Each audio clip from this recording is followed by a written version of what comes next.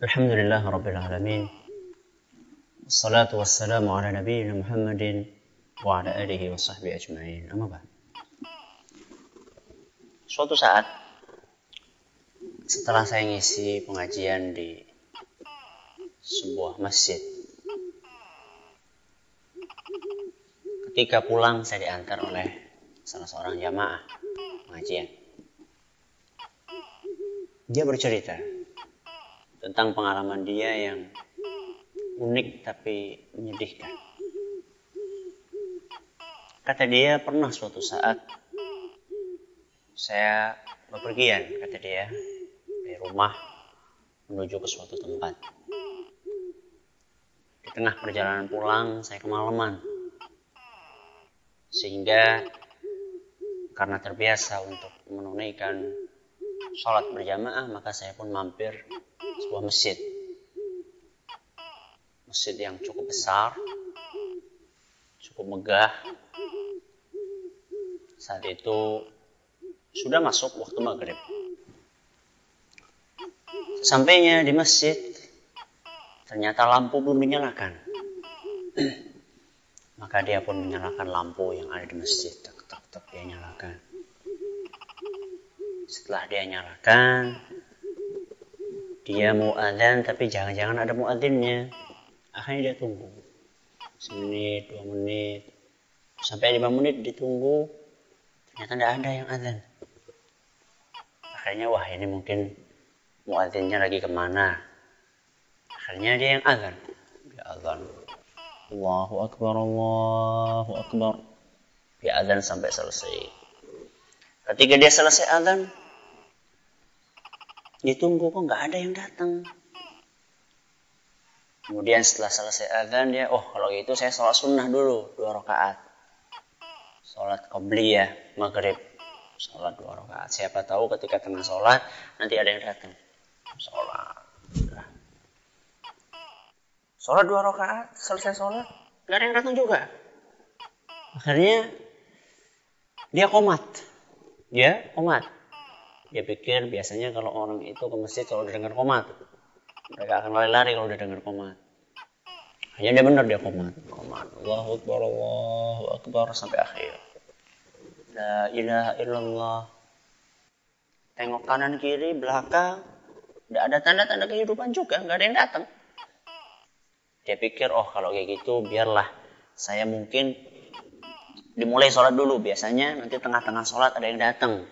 Tengah-tengah sholat ada yang datang, siapa tahu ada yang jadi makmum. Benar, dia sholat 1 rakaat, dapat. Begitu dapat 1 rakaat, masuk ke rakaat kedua, ternyata pintunya digedor. Dor. Alhamdulillah nih ada teman, kata dia. Alhamdulillah ada teman. Udah 2 rakaat, 3 rakaat, selesai. Assalamualaikum warahmatullahi wabarakatuh. Assalamualaikum warahmatullahi. Ketika dia nengok ke belakang, ternyata nggak ada siapa-siapa. Di belakang nggak ada siapa-siapa. Akhirnya dia agak gemeter juga. Bulu kuduknya yang tadi bisa biasa mulai merinding. Wah ini jangan-jangan siapa tadi yang gedor-gedor pintu. Akhirnya mungkin dia tidak sempat sholat sunnah karena sudah terlanjur takut. Dia tinggalkan itu masjid. Kemudian dia segera masuk mobilnya. Sebelum dia pulang dia mampir ke warung. Nah, minum di situ, jajan. Ketika dia mampir di warung itu, dia iseng bertanya kepada yang punya warung, Bu, itu masjid itu apa tidak ada yang sholat di situ? Tadi Bapak sholat di situ. Iya. Gimana Pak? Ada apa? Ada apa di situ? Ya biasa aja. Saya sholat sendirian, saya kerja borongan, azan sendirian, sholat sendirian, azan sendirian, qomat sendirian, imam, makmum sekaligus borongan, kerja borongan. Ya saya sholat di situ biasa. Masa tidak ada apa-apa? Ya tidak ada apa-apa. Cuman tadi ketika lagi sholat itu di tengah-tengah sholat ada yang gedor pintu, kata kata si pemilik warung, nah itu masalahnya. Itu masalahnya kenapa pada nggak sholat di situ. Loh, kenapa emang? Itu masjid angker. Itu masjid angker. Ketika saya dengar kata-kata itu, subhanallah. Kalau ada masjid, rumahnya Allah subhanahu wa ta'ala, berubah menjadi tempat yang angker, itu salah siapa? Salah setannya atau salah manusianya? Hah? Jelas salahnya manusia. Salah siapa lagi kalau bukan salahnya manusia? Itulah kondisi masjid kaum muslimin. Kalau seandainya kaum muslimin dipacu, dimotivasi mereka untuk iuran bangun masjid, untuk iuran merehab masjid, Masya Allah, semangat sekali mereka, luar biasa. Langsung mengacungkan jari, saya semennya, yang lain mengacungkan jarinya, saya keramiknya, semuanya. Mengacungkan saya kusennya, saya pintunya, saya gentengnya.